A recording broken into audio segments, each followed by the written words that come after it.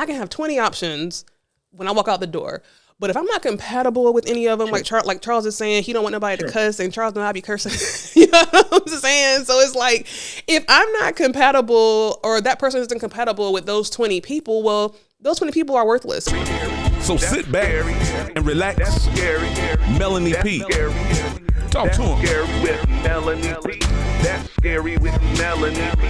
Welcome to another episode of the That's Scary with Melanie P podcast. I am your girl, Melanie P.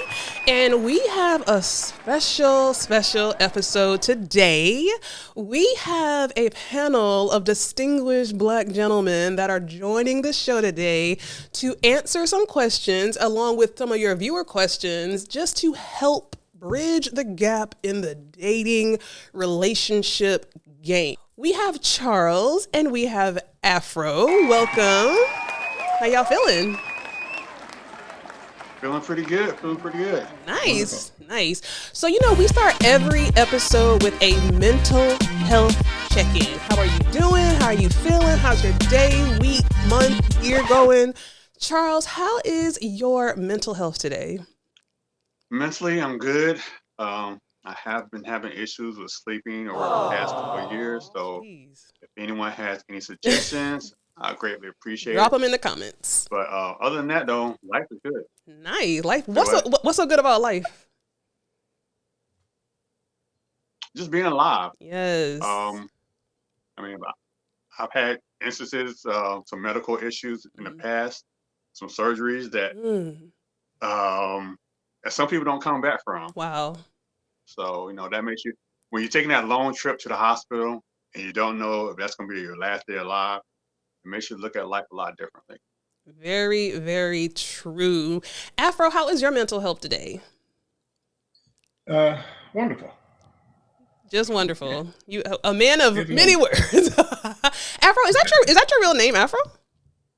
Yes, that's my real name. Is there a story behind that? See, my mom pronounced it a pharaoh. Oh. But as I was growing up, everybody, including my teachers, would say Afro, so I just said, all right, I give up. Oh my God, not giving up on the name your mama gave you. Oh my God. That is a beautiful name, both Afro and the other one. I can't pronounce it, so I understand. Mental health, I am feeling really good. It is Sunday. I have not had an official podcast episode in the past 2 weeks, and I have heard from you guys in my DM, but I've had a lot of YouTube videos that have dropped, so I'm very excited to come back to you guys with such a good episode. So as I said, we're going to have an episode with a panel of distinguished Black men, and I wanted to have this episode because if you're following me on YouTube, and I know that you are, recently I had a live episode with one of my friends, and the conversation was, our podcast, dividing the culture, our podcast helping or hindering relationships. I feel like a lot of times currently we have a lot of podcasts that are talking about, women and where they won't go eat, and men and what they won't do and will do and all these things. And I feel like I'm just not seeing a lot of conversation about what will help bridge men and women, specifically Black men and women, but whoever, together. I want to have the conversation because I feel like a lot of times, we don't get a chance to sit down and just talk intimately to our men to find out what we need to do to cultivate healthy, happy relationships. And so I'm going to get started with the questions and some of your viewer and listener questions as well. You guys ready? Ready? Nice. All right. So the first question, why do you think Black women are the highest in statistics as far as being single? And before you answer that, I was on TikTok, right? I think I told you about this, Charles. There was a young lady. She was in her early 30s. She was saying how she had an 800 credit score. She had, she owned a home. She's owned vehicles. She has a great job. She had a big butt. Her words, not mine. And she felt like at this stage in the game, she didn't understand why she was still single and why she didn't have a bunch of kids by now. And that really had me thinking, like, what is it? Her resume looking good. Why is she single? Charles, I'll start with you. Honestly, I think, from my perspective, men are looking for someone that we can work with. So when you start throwing out a lot of accolades and accomplishments, it's cool, but sometimes I think women see it as they're on the same level as a man. And for us, you're no longer a partner, you're a competitor. Oh, wow. Because those are typically the type of women that say, I don't need a man, I don't need you because I can buy all this stuff myself. So, and most guys don't want to hear that. So, like I said, you become a competitor instead of a partner. So you see a woman who basically kind of has the same list as a lady on TikTok as somebody that could potentially be more of a competitor, more so than a partner? Yeah, and when I say competitor, I mean as far as most women want a man as a leader. Mm-hmm. So there's certain qualities that we have to have to be a leader. Mm-hmm. So when a woman sees herself as equal to a man, he's no longer the leader. So it's more of a power struggle, that goes on. Afro, what say you? Actually, I could piggyback on what Charles just said, but I think there's more to it. From if you look at statistically, and this was an article published in Forbes, and then I'll come back to your direct question. Forbes said that 2020, by 2045, 42% of the women are going to be single and die with a dog or a pet. And then the article also said that 70% of women file for divorce, and that of them, 50% have committed adultery. When you look at the divorce filings from the academic side, those with degrees represent 90% of that 70%. Oh my God. So now you get back to the independent side. So social media, I think of three things. I call it CQ. Okay. Culture, community. So when you think about social media, I think social media has had to do with both men and women. Mm-hmm. Anybody can hear anything they want to satisfy their desires on the internet. And if you believe that you're going to be a babe or an independent woman, you don't need a man. There's enough information out there to support that. If you feel different than that, feel like I want to be in a relationship, I want to be in a committed relationship, I want to get married, that's all fine and good, but I don't think that we're bringing the same values to the table today as was our grandparents or our parents' parents. And that was, you're in a relationship based on the vows and you stick with that, or once you're married. Now it's more, are you independent? And then is there a fear factor with men wanting to get married because of the historical, one, the divorce rate, two, I'm going to lose half of everything I got, and two, if you're in that relationship or marriage, is it her money is her money and then your money is her money? So I think there's a lot to think about when you ask that question. You got to do a deeper dive. And why are the women single? Could be a lot of reasons. Mm-hmm. Now, as I guess the woman on this panel, I guess what I hear you guys saying, and please don't take offense, but it almost sounds like a woman that has a resume of these things could potentially pose a threat to men. Is that correct, or am I off? Yes, some men are intimidated by that. Mm-hmm. So I guess, the intimidation could come up. No, I'm sorry. Go ahead. There's probably a delay. Yeah. Sometimes there are, a group of men, class of men who may not have the same resume or status and feel that the young lady that's out there they're pursuing may be at a different level than them and they can't match them. Because I also know women who are that same with the same resume that young or old have a problem with men in terms of finding a committed relationship. Wow. So here's the thing. And sorry, go ahead, Charles. I was gonna say, I think it also depends on the woman. Hmm. I know some women that make six figures and they're really polite, you get along with them very well.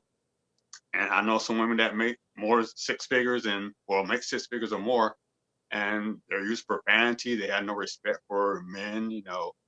So it depends on her personality as well. It's, Mm. the thing I like to tell people, it doesn't matter when it comes to a man and a woman's relationship. Hmm. That shouldn't determine you know their role. Right. So the thing I use, say for instance, a couple have been married and they're going out to celebrate their anniversary. Hmm. The man makes $160,000 a year. The woman makes $70,000 a year. They come to the door. Who opens the door? The man. Exactly. Okay. Same scenario, except for the woman makes $170,000 a year, and the man makes 70,000 or makes $60,000 a year. Hmm. And they come to the door. Who opens the door?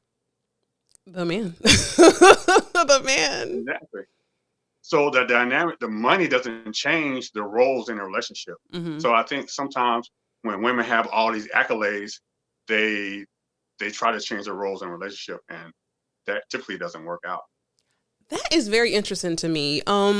Because, and again, Charles, I think I was telling you about this a couple of days ago. There is a gentleman who I'm calling like the new Kevin Samuels. His name is Antoine Daniels, and he had very similar sentiments as you guys, and it's very enlightening because he was saying about that same young lady on TikTok.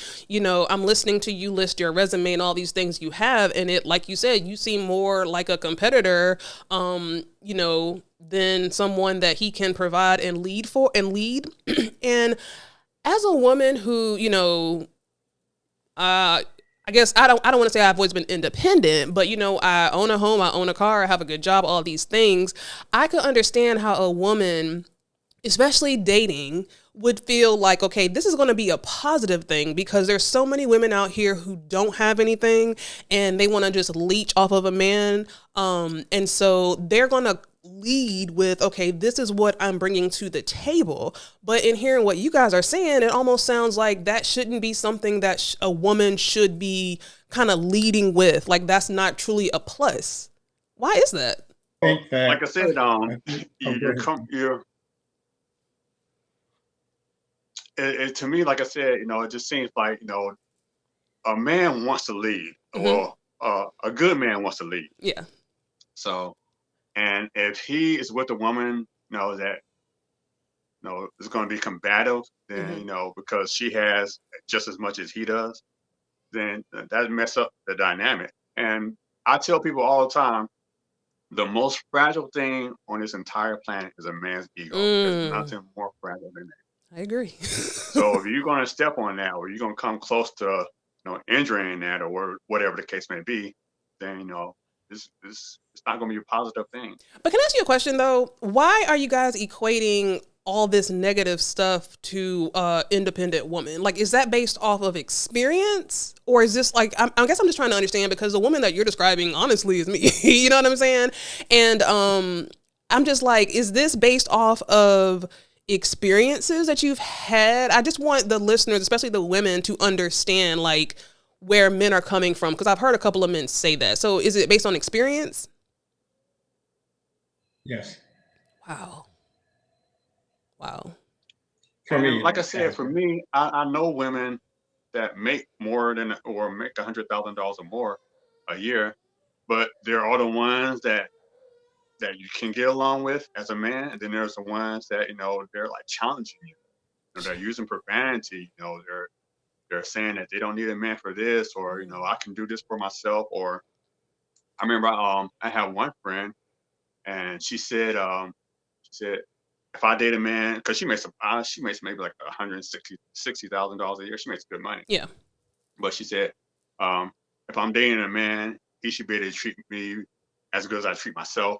And I treat myself damn well. And she does. Yeah. She travels the world, but if a man can't make that, then she's not going to respect him. I could tell that just by the short conversation that we had. Oh wow. So is the answer to that for a woman who has and let's be realistic here, because I know I have older brothers like Charles. I know you have a sister. We have sisters, daughters. We know females who are out here trying to be active and intentional in the dating game. Should women who meet that criteria, and let's say they make the 160s and up, is it in their best interest to be more flexible in terms of, I don't want to be more flexible in terms of dating someone and being open to dating someone that makes less? Or would it be more in their best interest to only date people who make, or black men who make what they make? And if the latter is where we're going to go, statistics show that most black men don't make the 160 and up, like the majority. So if that was your sister, aunt, whoever, what would be your suggestion? Should they alter their list, or should they be exclusively dating someone that they feel like can match their lifestyle? I think there's two issues here. Mm-hmm. There's only 2% of the men in that category you're talking about. Which category is that? There are options. The six-figure guys. Okay. 2%? People who are making a lot of money. 10% or was it? No, it's 10%. I'm sorry. Oh, I was like 2%. 10% of the men. Yeah. 10% fall in that category. So your options are limited. And for the men in that category, as many podcasts have spoken, have options. So if I got options and you're coming to the table and thinking that you're my equal, am I going to consider you or not? So that's one scenario. The other thing, in terms of dumbing down your resume or your qualifications, I'm not advocating you do that, but I'm advocating you lead with it. I mean, it's okay during the conversation you talk about, okay, well, tell me about your desires, your wants, your goals, your ambitions. Are you looking for a mutual prosperous relationship in all those areas or not? Because a lot of people don't talk about that. Right. But I think if you humble yourself, no matter who you are, and come to the table, put all of that aside. Now, do I get to know you as a person? And do I get to interact and connect with you as a person? And then what we find out later, now that could turn you off, because you could go, oh, wow, you work at McDonald's. I'm over here in IT and I make 6 figures. Yeah. I don't know if it's going to work. Yeah. Because you can't travel with me. I'm going to have to pay for everything.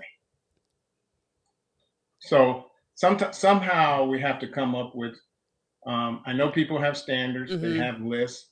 I used to think of that. People go, well, what are you looking for in a woman? And I go, or what do you want? And I would say, I don't have a list anymore.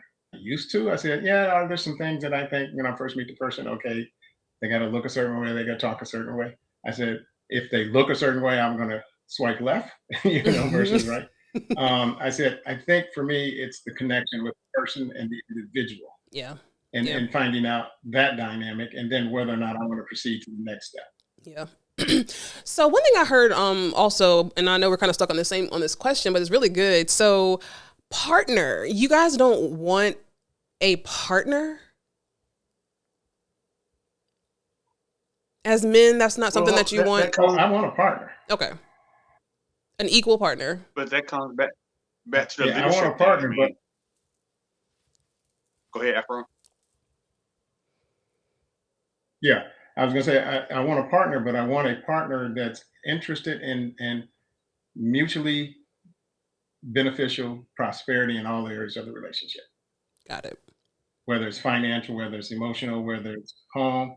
But if it turns out to be that it's one-sided, or it's allow me as a male to provide the comforts so that you don't have to work harder or do, provide any financial contributions, that's not going to work for me. Hold up. Now, repeat that again. We're in this together. You said that if that requires, you said, I want to make sure I heard you right. You said that if that requires you to possibly work 2 jobs just to, I guess, meet the woman where she is at financially, then that's not something that you're willing to do? No, I didn't say that. Okay. I'm thinking what I'm saying is that I'm looking for mutual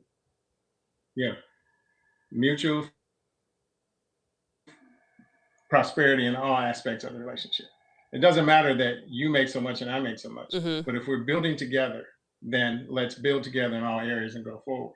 I also have a quote that I say is, whether it's a relationship or marriage, some people check the box and some people build the box. Mm. Which one are you? Charles? Yeah. I.e., I want to get married. But what are you doing to get towards that marriage? Right. How are you building that relationship that magnifies what it is to be married? Mm. Yeah. And I want to take a quick step back to you're talking about the list, Mm-hmm. the woman's list. Should she like tone it down? What I always tell people is, as far as the list is concerned, do you want companionship or do you want your lifestyle?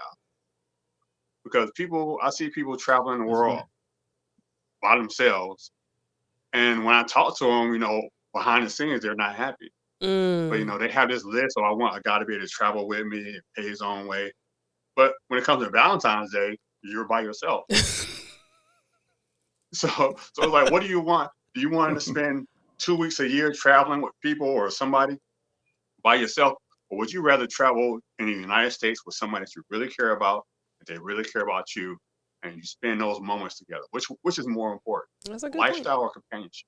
I don't feel like you should have to choose, but I guess when I hear you saying that, I think back to the one person that I can remember that I dated that made considerably less than I did. And it started out great because, all those things that you guys were talking about, great connection, great foundation. We both wanted certain things out of life initially.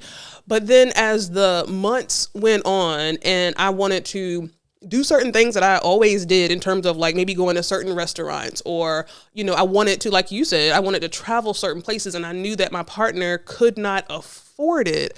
It just did not work out. Now, again, I was like in my early 30s, I want to say, when this happened. So maybe if I was a little bit older, I might, feel like, okay, well, my time is running out or something like that. So I might need to just go with this. But I just always think about that one example and that one situation when I hear, examples like what you just gave about traveling, because you have to understand that maybe that's just, twice out the year or whatever. But when you find yourself having to change your lifestyle or change the things that you can do for yourself or change the things that you are accustomed to and you've always done, it could really pose a problem and it could really cause resentment and bitterness towards your partner. You know what I'm saying? It can, but Mm-hmm. Charles hit on a valid point. Are you in a relationship or do you want to be in a relationship based on your lifestyle? Versus in your case, and this is not to dig against you, Yeah, no. you knew that he made less money. You knew at some point it's like, oh, this is a little bit uncomfortable because now I'm footing the bill for most of the stuff. So know that about your partner before you get in a relationship. That's a point where you might have your go no go decision because you either accept the fact that that's what you're getting into, or you go, I can't do this for the following reasons. Mm-hmm. And therefore, you're not feeling judgmental or any type of way because your partner can't contribute at the same level you are. And in your case, it goes back to the lead, the man being the lead and the woman following, right? Right. As Charles indicated earlier. But in this case, he can't lead you financially because you're making more money. Yeah. Well, and at the end of the day, just to be transparent, I think I was open, and again, this was years ago, but I was open because there were a lot of pros, but I distinctively remember, and this was one time, so do not judge me. I was young. I read this person. Because you're saying that we should be having those conversations and we should know when men lie now. Men lie. And, this particular person lied about a lot of stuff and it didn't come out until later and even lied about having a car. And by that point, I was already kind of deep into it. And so I'm just embarrassed to say this, but they was driving my car. And I remember at the time, I wasn't even making a whole lot of money at the time. And my car needed tires. And to me, tires, car stuff equals something that a man, if I'm dating you, should be doing. Now, you're driving my car, and we're at the tire place and I'm pulling out my card to pay for my tires. And I say, you know what? Never again. Like never, never, never again, you know? So moving on. Next question. Sorry, go ahead. No, go ahead. I said, did you feel like you missed those red flags? Oh, for sure. For sure. I definitely missed the red flags, but I think that what got me was the lies. You know what I'm saying? If you start to get to know someone and you guys have a connection and things are great, because, when men always say that, and I know you're not going to agree with me, but when men always say that the men are, they're in the majority and they have all these different options. Well, having options is one thing, but having someone that you're compatible with is a totally different thing. I can have 20 options when I walk out the door. But if I'm not compatible with any of them, like Charles is saying, he don't want nobody to cuss, and Charles don't be cursing.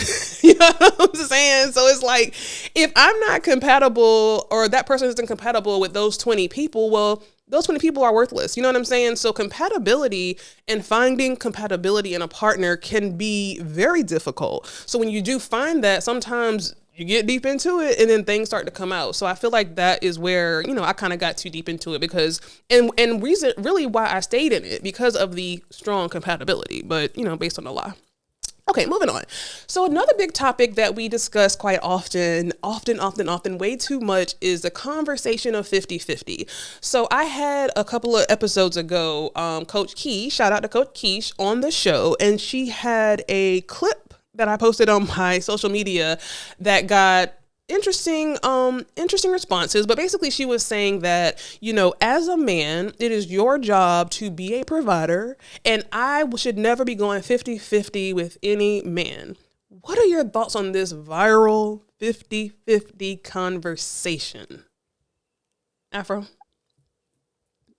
See you laughing. Oh, you want me to go first?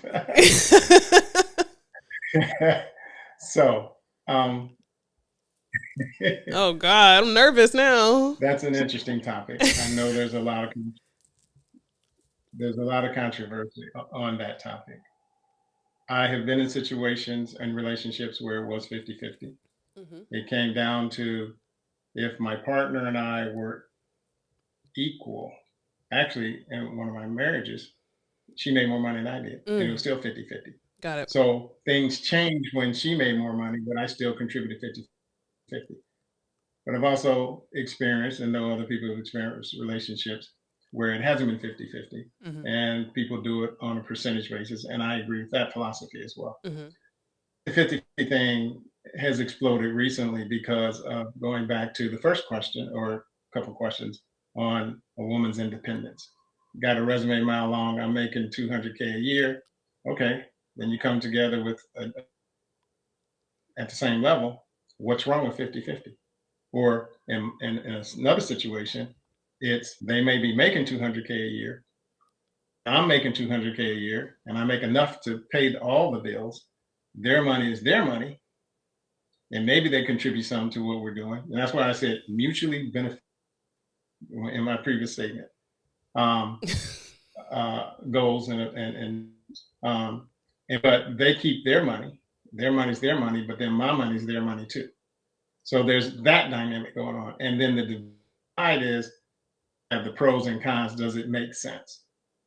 So I also would submit at the end of that, if something happened to me and I couldn't hold down my financial part of the bargain, are you going to run? Or are you going to jump in and go, I got you, until you get back on your feet, or vice versa? Are you asking me that question? First of all, no, I think it's a very big difference if you're talking about dating and marriage. So I must go to the marriage side. I feel like if we're married and you're paying all the bills, well, I'm not going to run because a smart woman has a stash that she's saving if you're paying all the bills or not. You know what I'm saying? So I have a relative where he just started paying all of his wife's bills. And I was telling one of my friends about it, and he was like, well, what is she doing with her money? And why is he doing that? And depending on your relationship, your marriage, the trust you have for your partner, a good woman isn't and listen, don't cancel me. You ain't got to agree.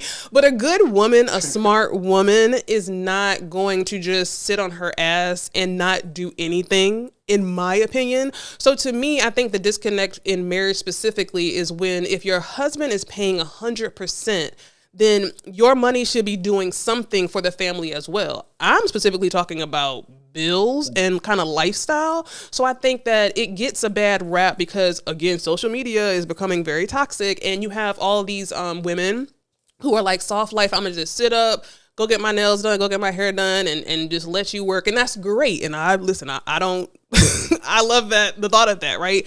But I feel like what's missing is that women, a smart, good woman, a man is not going to mind paying for everything, number one, because he knows the value of his woman.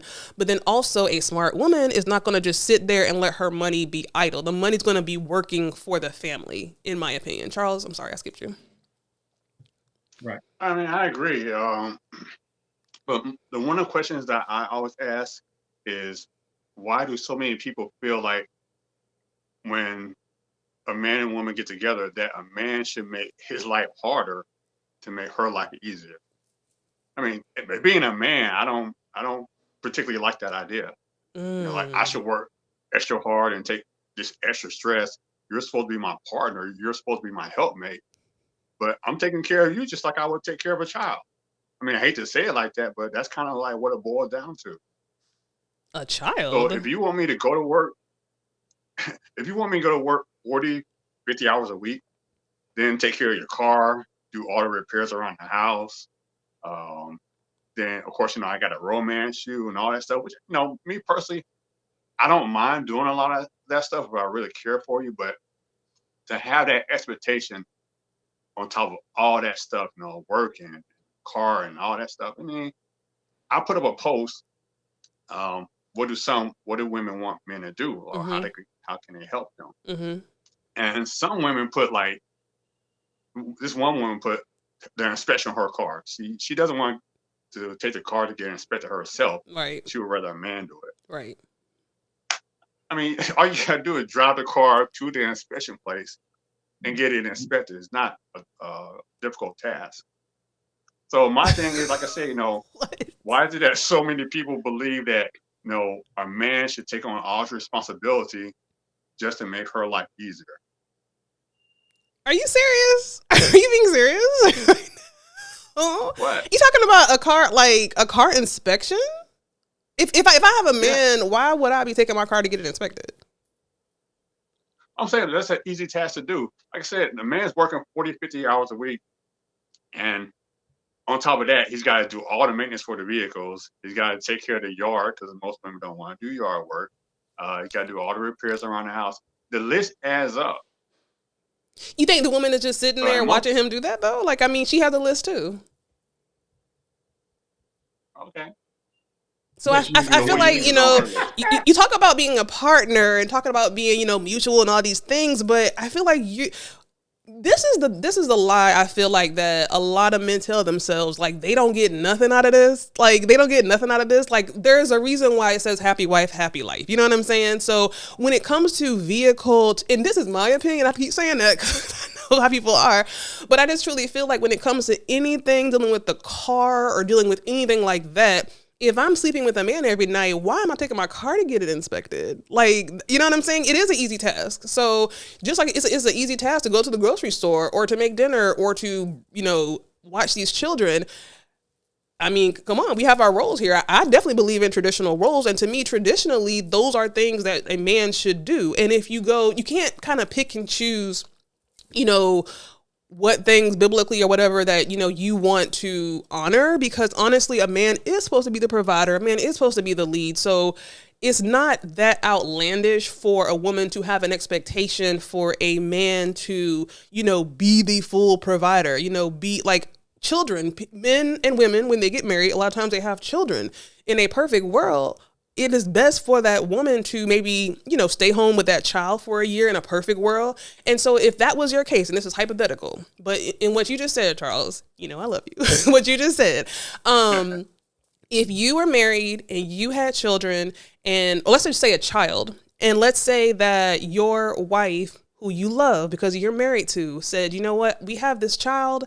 I want to take a year off. I want to, raise my child and be with her or him or her that first year. That's very important to me. You're saying that you wouldn't, make your life uncomfortable to make hers and your child more comfortable? See, that's a different dynamic. So you throw a child in there, the child changes everything. Okay. So if she's at home raising a child, of course, I'll take the car to get inspected. Of course, I'll take care of the vehicle. But if it's just you and I, and there's no children involved, why can't you take the car to get inspected? Okay, so let's say there's not children. Not like, yeah. Go ahead. Say what? Let's say there's not children involved. Let's just say that we're married because, we're in love. So if we're married, that means we are in love. I have been working this job that I hate so much and I'm stressed out every day. My hair is coming out, all these different things. I have a passion to do something on the side. Would you be willing to let that, woman let you pay all the bills and let that woman kind of pursue other passions or maybe just relax because she's stressed out? Is that an option? What if I'm stressed out? If I'm working. Let me interject. That's what I'm saying. That's what I'm saying. Women, some women. What you say, Afro?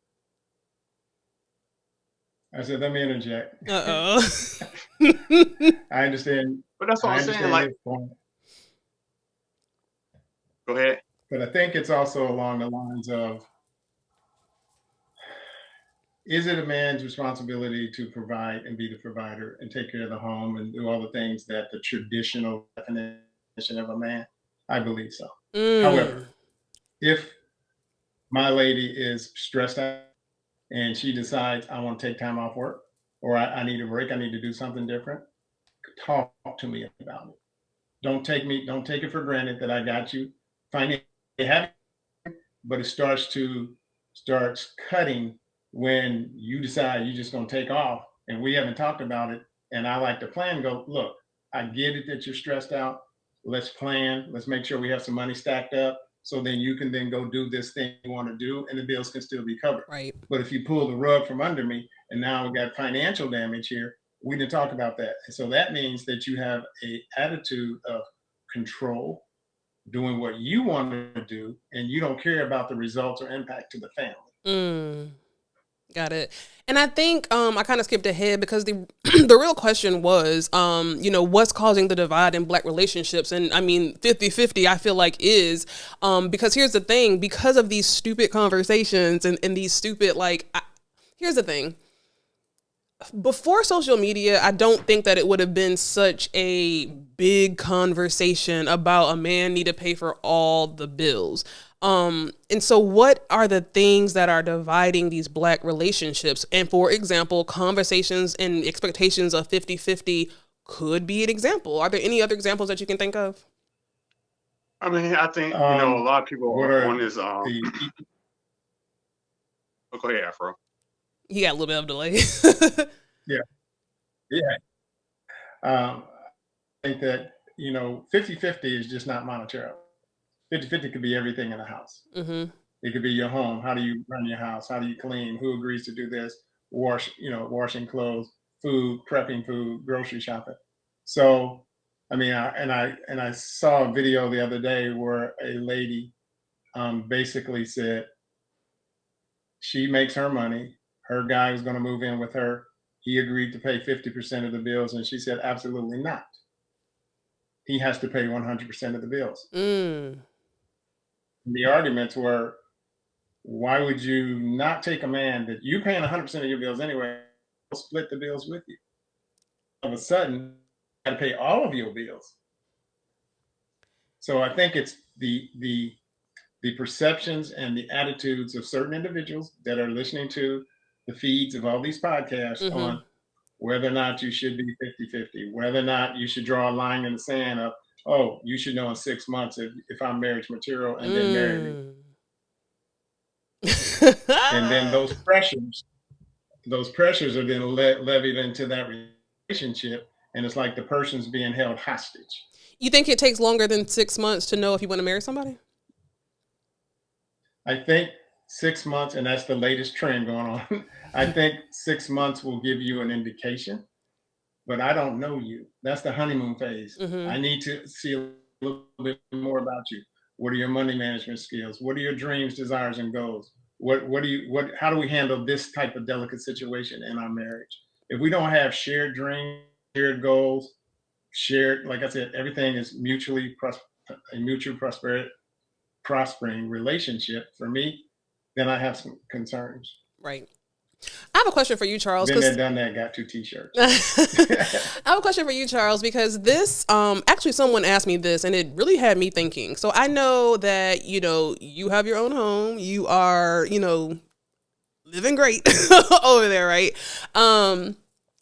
If you, and I don't know your dating situation, but let's say hypothetically you were dating someone and you guys were together and it got really serious. You're paying 100% of your bills right now. Why would you expect, if you would expect for your partner to come in and have to share those bills, or would you? Well, she's my partner, right? Mm-hmm. So when you're a partner, that means you share responsibilities. Is that right? I guess. I mean, more than financial. So, I mean, tasks. So, but that's my thing. Are you a partner or are you not a partner?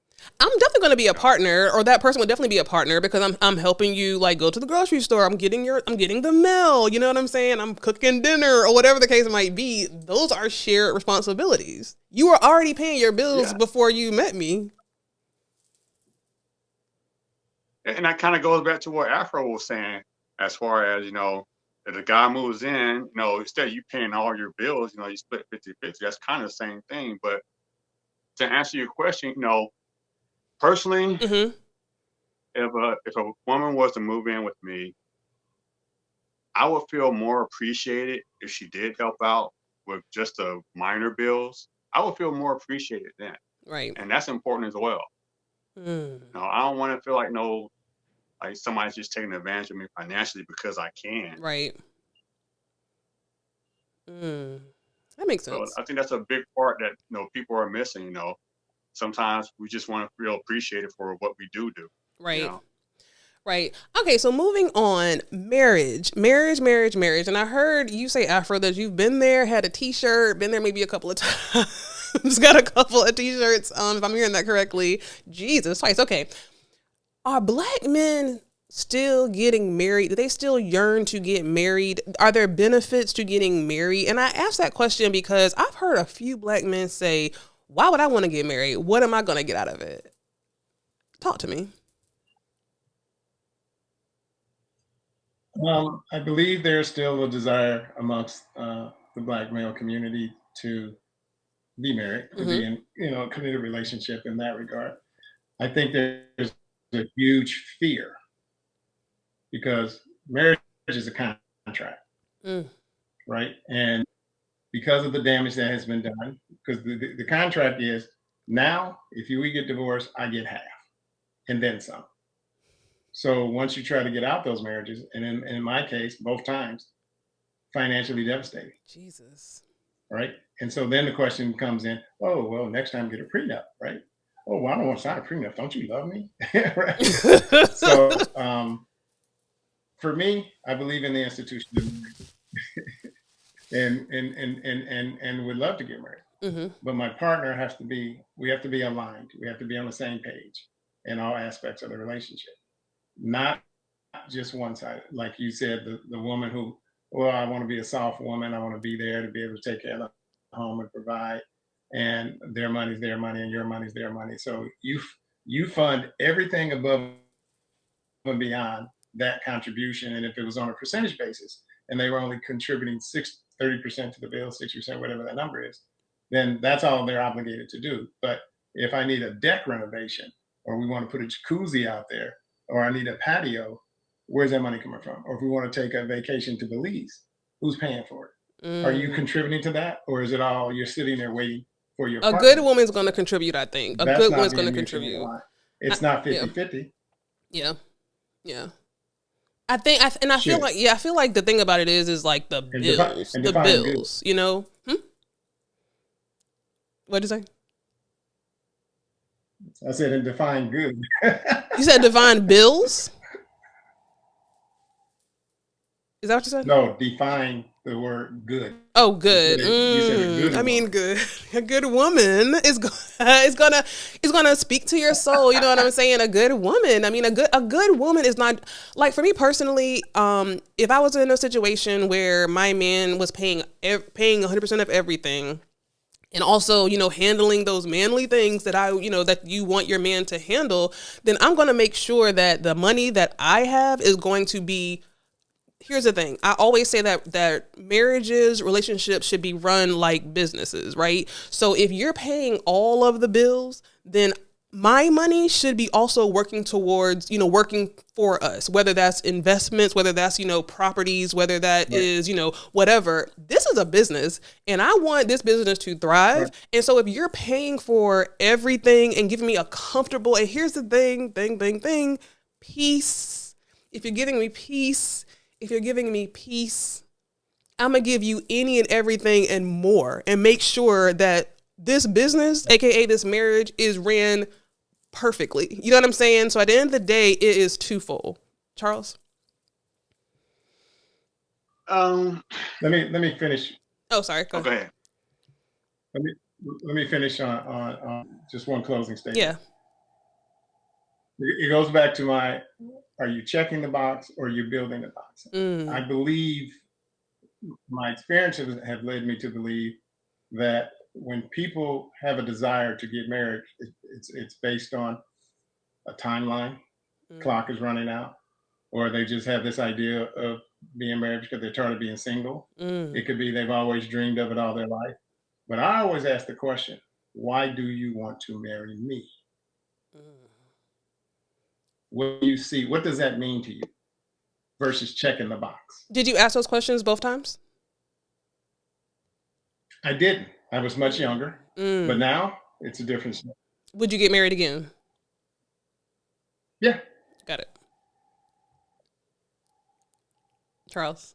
Like me in marriage, the last young lady that I seriously dated, we dated for like 3 years. But her idea of a relationship was the storybook relationship.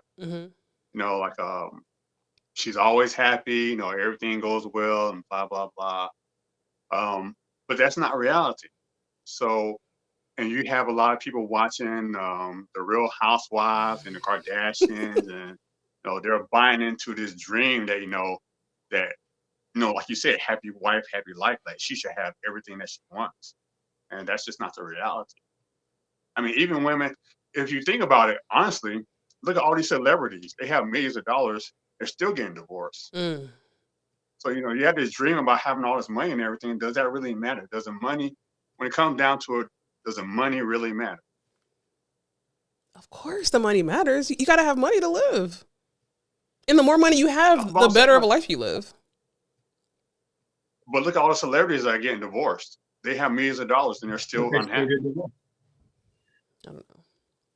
I just feel like money. Listen, the more money I got, the happier I am. You know what I'm saying? I can't speak for them, but the more money and the more access to money I have, the better my life looks, and the easier my life looks. So I don't know. So Charles, you are open to get married? Oh yeah, for sure. So let me ask you this: what is a marriage material type of woman? The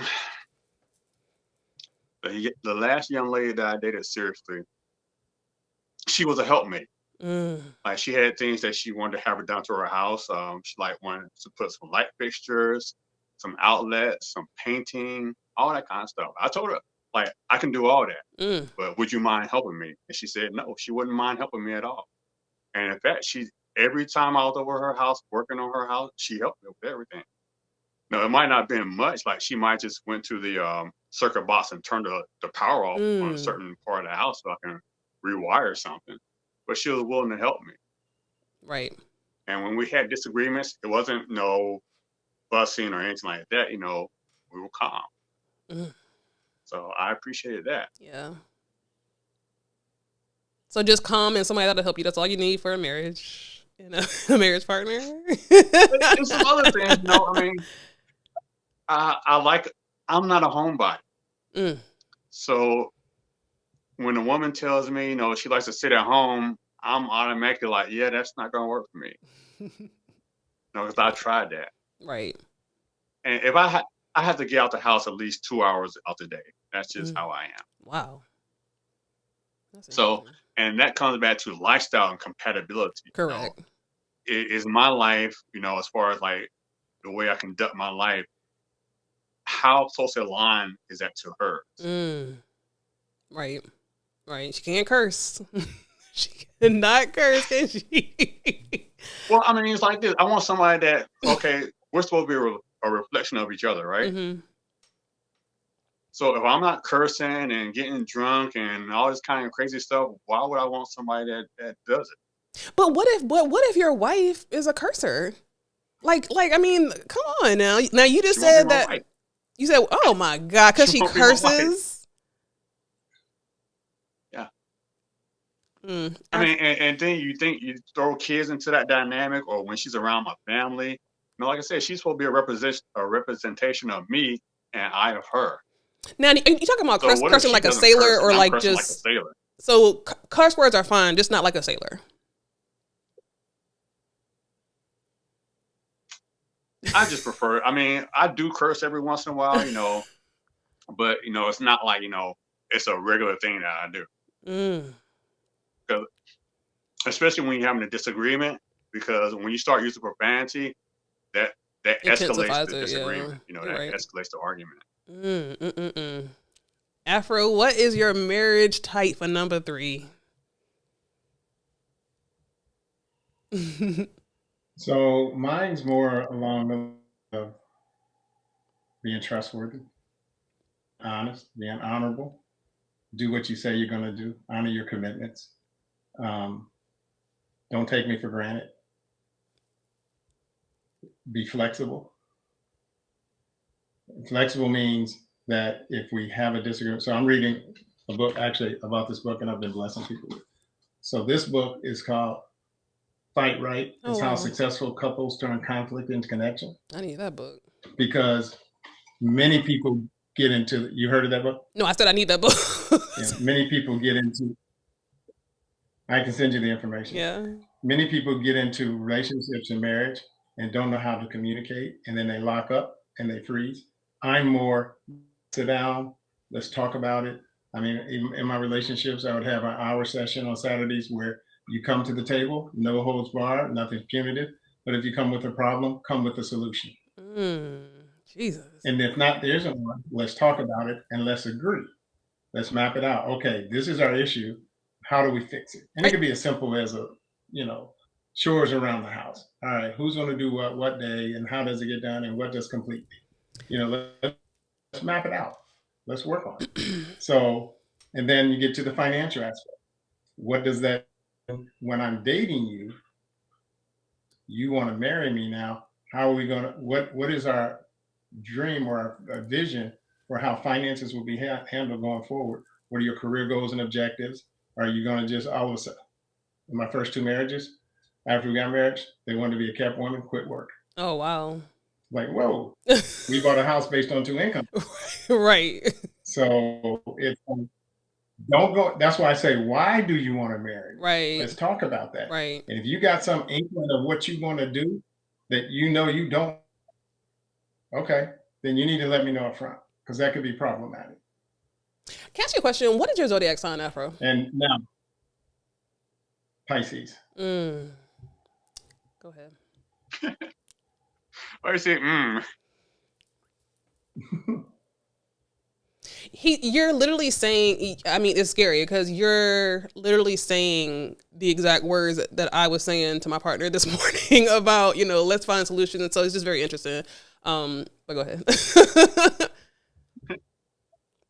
Yeah, so it's more on what I've learned and what I've experienced, to the tune of when I got married before, it was, I didn't have the same values or understanding or even understood what the vows really meant. It was like marriage. Okay, fine, I'm gonna get married. And then we get married, and then it's like, I go out of town for business, you quit work. That's horrible. Actually, I will say that when that happened, I actually walked out the church and looked up and said, "Yeah, what did I just do there?" And then the second one was along the same lines. It was marriage, marriage, marriage, marriage, marriage, marriage. And this person had been engaged 7 times. Should have saw that red flag.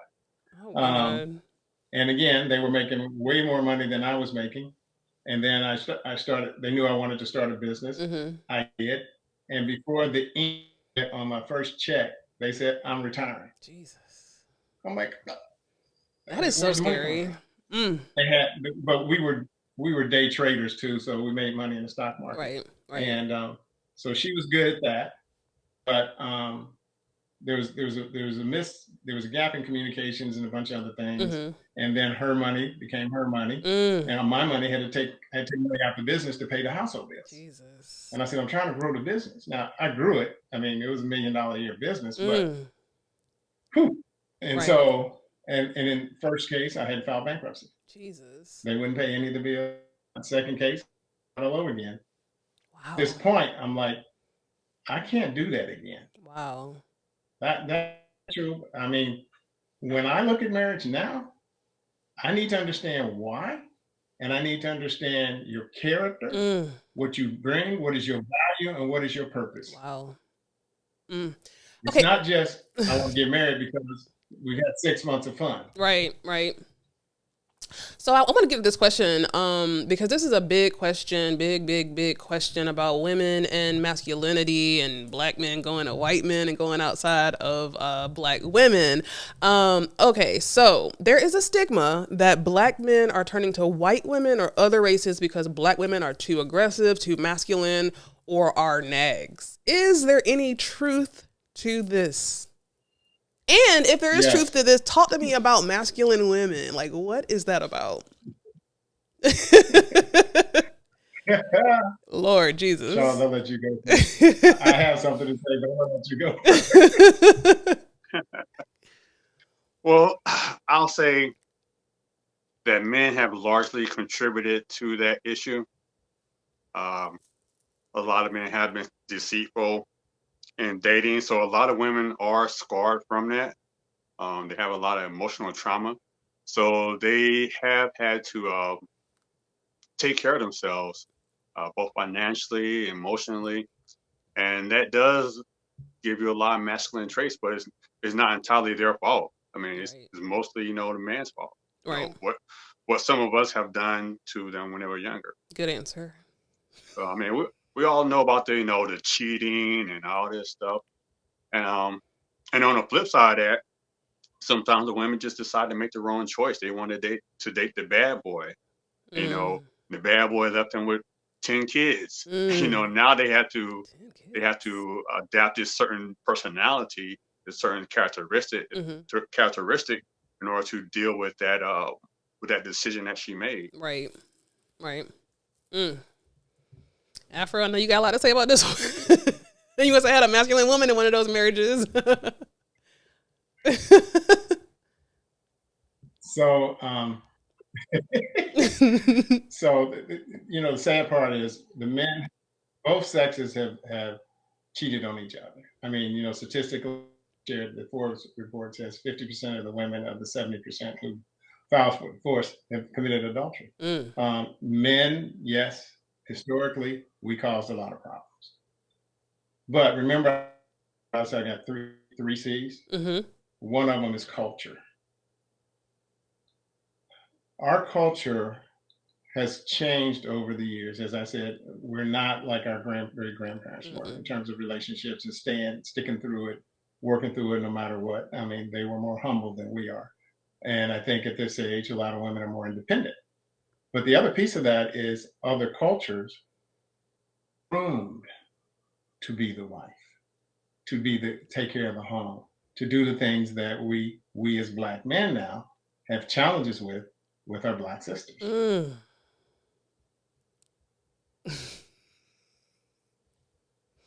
And I think one of the things that you're talking about our culture, our music, and I always talk about the music of our culture, but I think our music pioneered this, I'm independent, I don't need a man type mentality.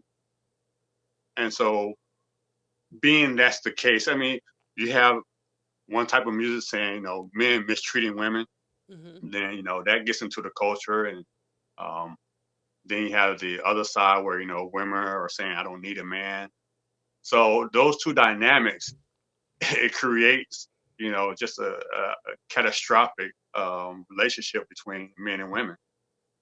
That is something, and this is not pointed at y'all, but I'm so tired of hearing men talk about women want to be independent. I don't know no women who thrive and want to be like independent. You know what I'm saying? I know women who have been forced, like you said, Charles, to be independent because, they don't have any other choice because of life circumstances, or maybe they trusted a man and, things went left. But who are these women that men always talk about who are screaming independent? I know that there's these stupid songs of stuff like that. I hadn't even heard that really lately. So who are these independent women? Because I don't know no woman who want to be independent without a man. You ought to listen to some of the feeds that come across Ooh, some of the groups we're in. really? If you watch the women's response, they're basically saying, I don't need that. I can do that all by myself. When you ask questions, the lines of what, there was a positive message Mm-hmm. on one of the, I can't remember the exact one, where the lady was a doctor, Mm-hmm. worked 12 hours, came home, cooked for a man, took care of a man. And then the women in our group were like, no, I'm not doing that. I'm not. Okay. So I'm like, I don't understand the overwhelming reception of I can do this by myself. I don't need a man for X, Y, and Z, as compared to the men now. So there's another dynamic too. Mm-hmm. And the men saying, I want these women who have this masculinity that they can do these things and therefore use that as a trading card when dating and looking at men. And the other thing is the value proposition in that, where they feel that I don't need you now. It's a difference between a need and a want. I want a man, but I don't need you if I'm gonna get all this grief along with it, and you're gonna tell me what to do. Right. Now, tell me what to do. Tell me what to do. If it's so muddy because I want a man to tell me what to do, Charles. We talked about like tell me what to do, child. Lead me, like whatever.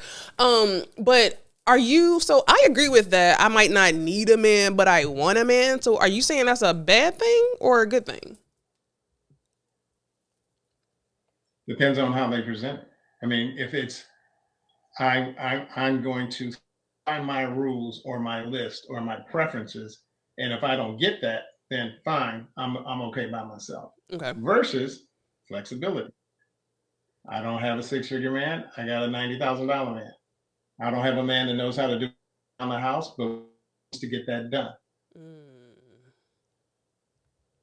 So this is the nicest way I've heard. So are y'all going for the white women or not? like what is the thoughts around that? You know what I'm saying? Like, do you feel like that is truly a thing? Because you said that, a lot of different cultures are groomed to be wives. So I'm assuming you're saying that, within our culture, that's not necessarily the case, which, I kind of do agree with. But do you think that that is why that is true, that black men are kind of gearing more towards other races? Like, is that true? And do you think that's the reason why? I think it's true. When you first asked about white women, that's not my preference. Okay. Other races, okay, I might be open to that. Yeah. But I think that kind of lost my train of thought there. That's okay. Charles, go ahead.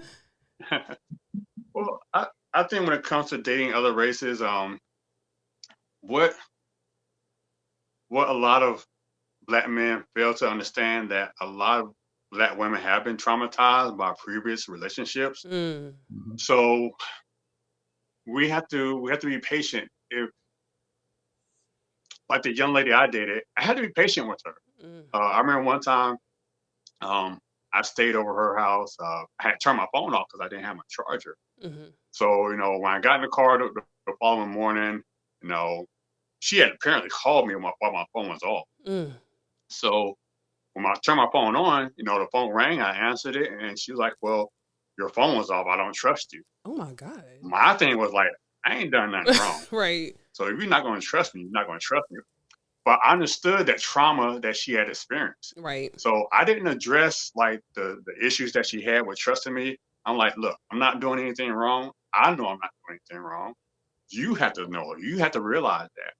So I put her in a situation. Are you going to accuse him of doing something that he's apparently not doing? Or are you just going to learn to trust him? So by me ignoring and not catering to her, like her traumatized emotions, I let her build up her own trust in me. Good answer. And a lot of times, a lot of guys don't want to do that. You know, Yeah. we don't want to put in the work sometimes. Yeah. I agree with that. I really feel like that, honestly, and I'm not a man, but I feel like that is a big piece of that answer, because women have, you know, daddy issues, they have baby daddy issues, they have trauma, they have these different experiences that maybe make a feminine woman more masculine because of her circumstances. And then when they get with a man who's a good man, they have to let that wall come down. And it takes a man who has that patience to be able. I just don't agree that, I mean, I gotta look into these chats that y'all are in, because I don't know. I need a man. I don't know what woman is saying that. That makes absolutely no sense to me. I don't want to see it. I don't want to hear it. I don't even want to say that sentence. But to me, a lot of women have trauma. A lot of women have trauma, and it takes a certain kind of man to help a woman dig through that trauma and let her walls down and feel safe enough. Like, there are certain words that I know as a woman I look for now, especially at my age. Like, I want to feel safe. I want to feel secure. I want to feel protected. I want to feel like I can go to you for leadership. Like, I want to go to you for leadership. That is so important to me. Lead me, lead the household, lead the family, period, point blank. And I think if we did a poll, I feel like most women would have those same sentiments. I really do. And speaking on that, talking about masculinity. I remember what I was. Go ahead. I'm sorry. I remember what I was. Oh yeah, it came back to you. Yeah. So, we have and I lost it that quick. Uh-oh. Oh, we have a society that women have negative connotations of men going abroad and finding women. And some of it is valid, some of it is not. And so my question to the women out here is, if you're concerned about your men going to other races, what are you doing to keep them? What are you doing to keep them? Interesting. It's a question for the listeners. It's a question for the viewers and the listeners. What are y'all doing to keep them? Yeah, and also, you know, like I said, men have to, because we are supposed to be the leaders. Most men recognize things in women, like we recognize trauma, but sometimes women have to be receptive of our feedback. Like if I tell you that, hey, you know, like I'm not doing anything that warrants like you second guessing. And I understand, like I said, you know, some guys have said the same thing. But you know, if you know you got a good man and you trust him, then sometimes you just really need to trust him. Right. Which could be easier and said I than understand, done. like I said, I understand that's difficult because so many people have been scarred. Yeah. Yeah. Okay, so we were talking about masculinity. I have two more questions because I want to be respectful of y'all's time, but I have two more questions. So, because that whole masculinity and alpha female, I hate being called alpha female. I hate it. I hate it. I hate it. Do not call me an alpha female because I have a personality and a brain and an opinion. I am not alpha female. But femininity, do you feel like women nowadays lack femininity, or is that also just a social media myth?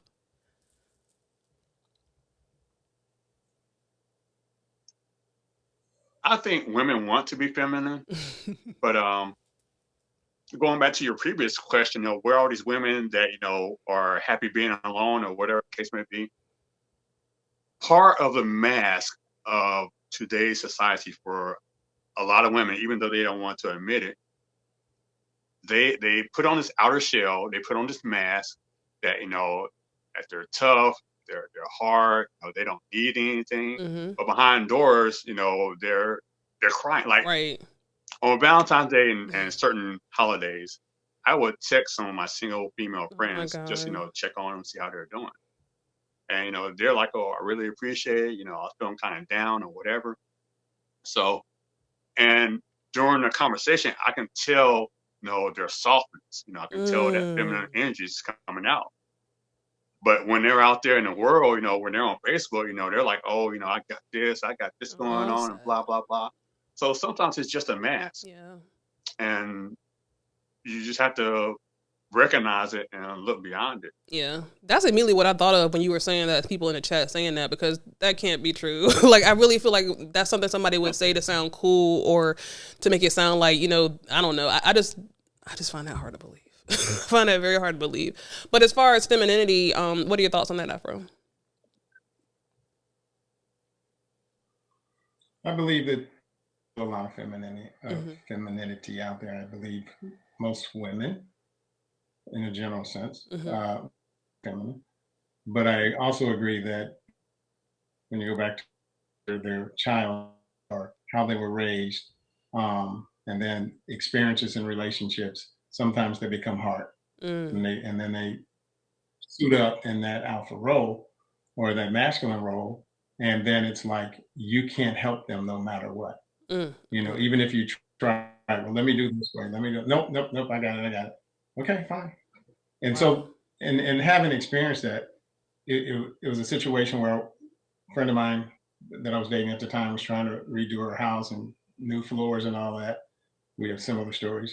And so I would go over there and I would say, okay, well, let me help you write the contract for you. Let me help you do this, this, and this. And no, no, no, no. So I'm standing there with my hands in my pocket, and I rebuild homes. And I'm like, okay. She said no? And I had to tell her, I said, Who are I these even talked to her psychologist. Yeah, and I said, there's no fluidity in this relationship. I cannot come in as the man and feel free to help you in areas. You're redoing your whole house, but you insist no. Now, hence, many years later, it's kind of a joke, and she says, "I don't know why I said no," but she still don't have it done. Yeah, that sounds like trauma. That sounds like, maybe, I don't know. That does, and I hate to keep abusing that word, but that does sound like trauma, because maybe in the past someone's used that against her, or maybe she felt like, oh, if I do this for you, then you owe me, or I feel like things like that have to be rooted in some type of trauma, some type of past event that makes makes a woman think that way or react that way. You know what I'm saying? Like, I just, no way. So my last two questions, y'all. And I think so too. So my last two questions, you might hate the last one, but the second to last one, if you could give our listeners, our viewers, your top 3 tips in dating a Black man, and creating a safe environment for their Black men, what would it be? Who wants to go first? Embrace your brother. He's had a difficult life just like you. He's got to face the world. Right. Yeah, my phone was messing up. I didn't get the question. Oh, sorry. You didn't hear the question? Okay.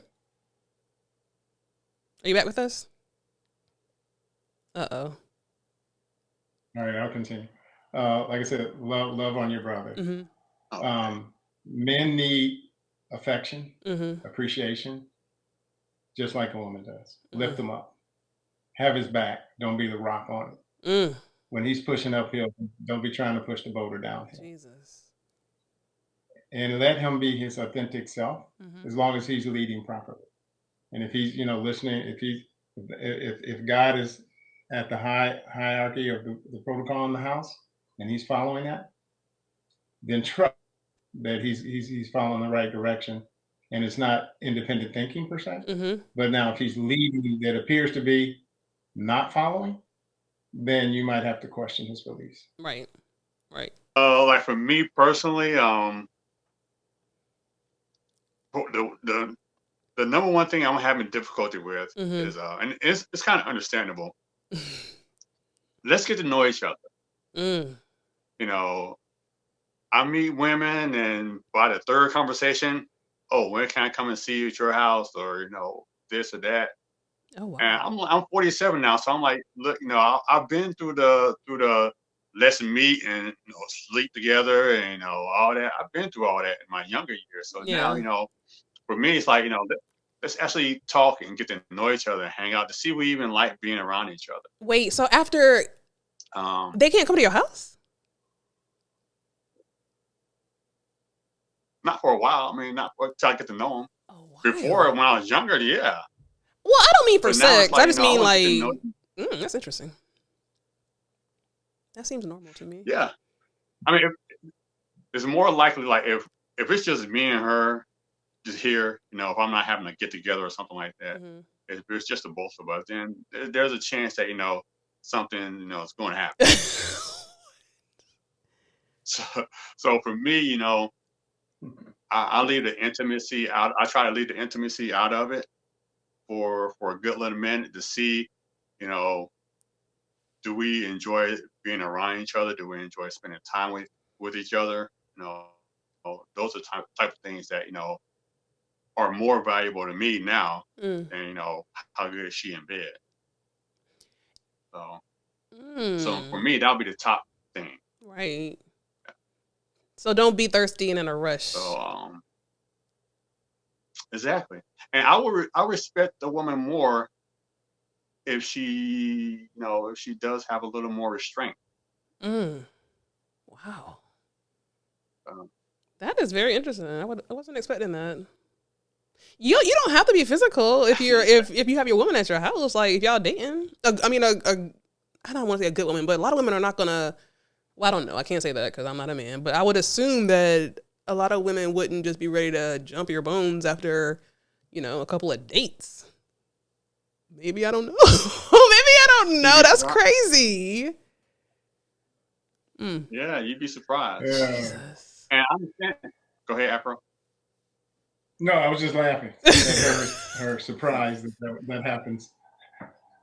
But you know what? But you know what I bet it is though. You over there with that big old house by yourself, being a bachelor, and they trying to slither. So I can see that. Honestly, I couldn't see that now because I feel like when women see a man who is single with no kids with a nice house, they want to get in there. Not all of them, but I wouldn't be surprised that some of them want to just get in there and take their place, but they leave their toothbrush, stake they claim. They do. I mean. So I had a young lady come to my house once. Mm-hmm. She sat in my living room. This is the first time she came to my house. Mm-hmm. She's looking around and she says, I don't want you to think this is why I like you, but you're the first man that I've met that's intelligent, looks good, has a nice house, has toys, da. My radar went up. I said, and let me tell you something. You and I will never be in a relationship. What? Because she said that? That's a compliment though. Yeah. No, that said to me, desperation, thirsty. Not happening. Wow, and she tried for 8 months. I was just like, nope. That's horrible. Now that's horrible. That could have been your third wife. No, wait. And she said, everybody that I've been with has been broke, busted, disgusted. I had to give them money. They were driving my car and da. I said, you chose them. You're driving those type of people to your selection pool.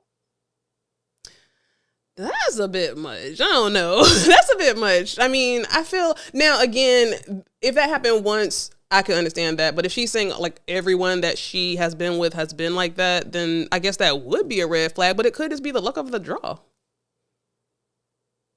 Or the bad luck of the draw. Okay. Dang, that is interesting to hear. Charles, oh my God, we're right. Wasn't for my luck or draw. Lord, it wasn't for hers either. Here he. Here's the thing that I want to ask, and it's fine that you're moving around. And tell me if this is, if you don't want to answer. Are both you gentlemen single? Yes. Both? So y'all are homeowners. Y'all got money. Y'all got everything. Why are y'all single? All the things I mentioned before. Jesus. That's wild. That's wild. I know Charles over there building houses and stuff. Like I seen I've seen the stuff that you be doing. I'm confused. I'm single by choice right now. You know, like I said, for me, I don't want to be in the 3 months in, 3 months out, 3 months in, 3 months out. That makes sense. I've done that. So like for me, I'm really looking for somebody that I'm compatible with. Right. Wow. So that's the most important thing for me. Nice. Well, listen, Afro and Charles, thank you so much for, I have so many more questions. I didn't even get to the viewer questions, and I hate that. I might have to have you guys back. Thank you so much for joining Melanie P on my podcast. Afro, any more closing words for you, or where can they find you? If you want them to find you.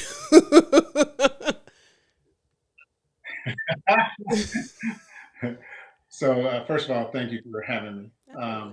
I believe that in relationships, people should come to relationships fresh. Forget your past. Yes, you have experiences from the past, but if you're carrying those into a relationship, you could be the common denominator of why you keep having these same problems, right? Versus some things you've learned.